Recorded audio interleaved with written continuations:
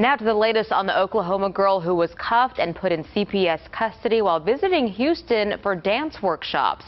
Tonight, HPD is explaining why its officers took the girl to CPS, even though her mom knew where she was and who she was with.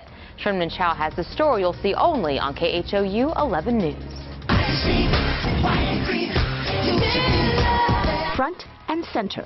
13-year-old Landry Thompson, her dance instructor, 29-year-old Emmanuel Hurd, and her dance partner, 22-year-old Josiah Kelly. That is tight. Yeah. They traveled from Tulsa to Houston to work with hip-hop artists and tape a video.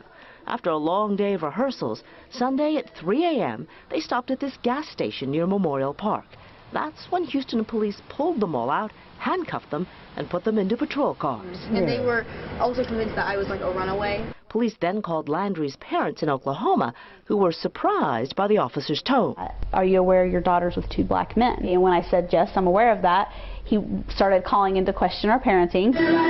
Landry is homeschooled and travels frequently for dance. The Thompsons asked Emmanuel to look after their daughter and packed a raft of documents. Emmanuel had a letter signed by us, had every contact number that they could possibly have needed. He had her insurance card. He had her original birth certificate, not a copy. The Houston police officers did not believe the parents or the men. I'm like, sir, I would dance for you right now. Do I need to like... In a statement, HPD said, quote, given the age discrepancies and the child had no relatives in the area, officers in an abundance of caution did their utmost to ensure her safety and sent her to CPS. Do you think it would have been different if she had been black or if you had been white? Yes, absolutely. 100% absolutely.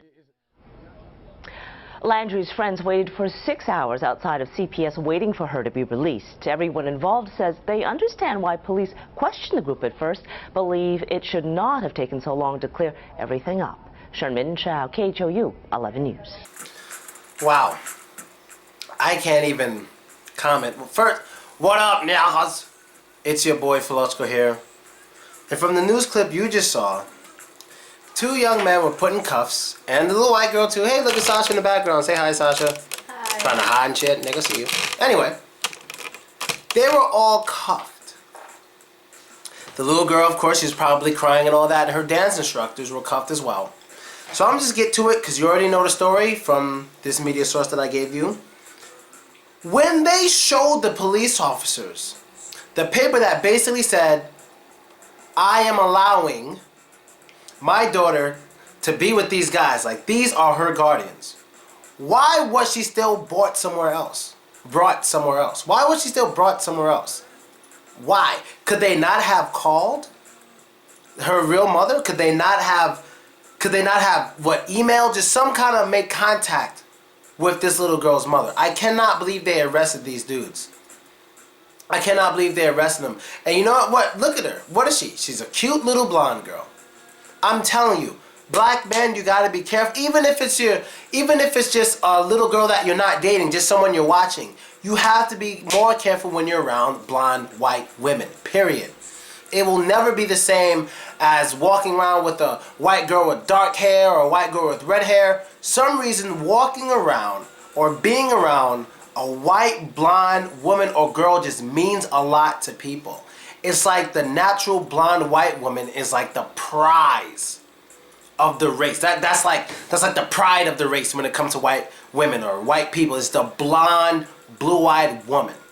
Especially the natural ones, like the one over there on the computer. You gotta be careful with those. That's what I'm talking about.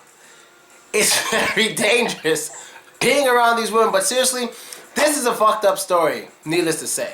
Like, it's really fucked up. Now, I can't just come out and just say racism, 100%. Because I ain't gonna front.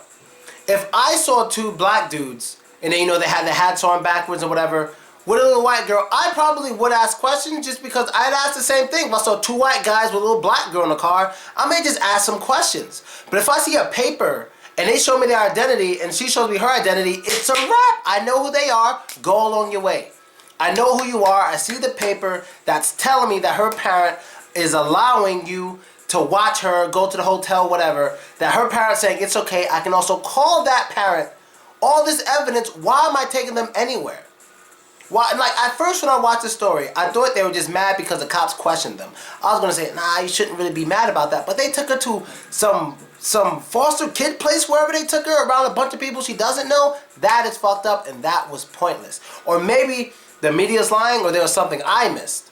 Because I don't see the point of taking her anywhere away from them. I don't see the point. I don't see the reason for it.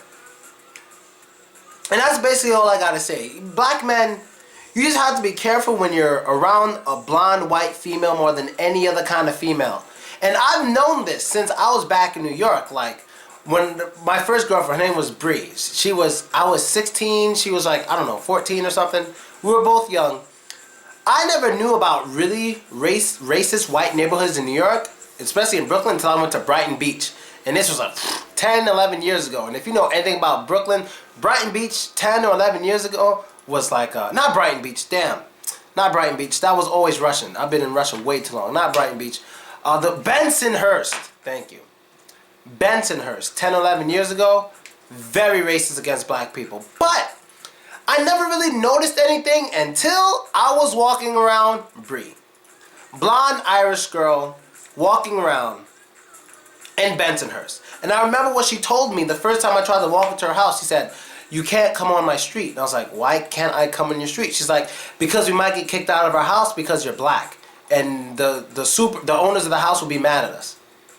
And she was dead ass. And this is my first time experiencing racism like that in Brooklyn. I was like, whoa, this feels like a movie back in the 50s and 40s where everything's in black and white. I couldn't believe it. Now, I'm not saying it's only because she's blonde, but the blondness definitely amplifies it, bro. Yo, it amplifies it. Trust me. When you're around blonde females, you have to be so fucking careful. You just have to be. Because that blonde means a lot. Just ask Hitler. That blonde shit means a lot. And this is a fucked up story. They shouldn't have taken her away. And hopefully they get in trouble. They should definitely get in trouble. They should get in trouble. The police officers who took her away should get in trouble. And that's basically it. So, don't give me no bullshit. Oh, what if it was your child being kidnapped? Motherfucker, identity from all of them. They have proof of the letter. They could have called the mom. There's a lot of things there they could have done. There's a lot of things there showing the officers that that little girl wasn't being kidnapped. If I'm wrong, let me know. And that's it. Later, niggas.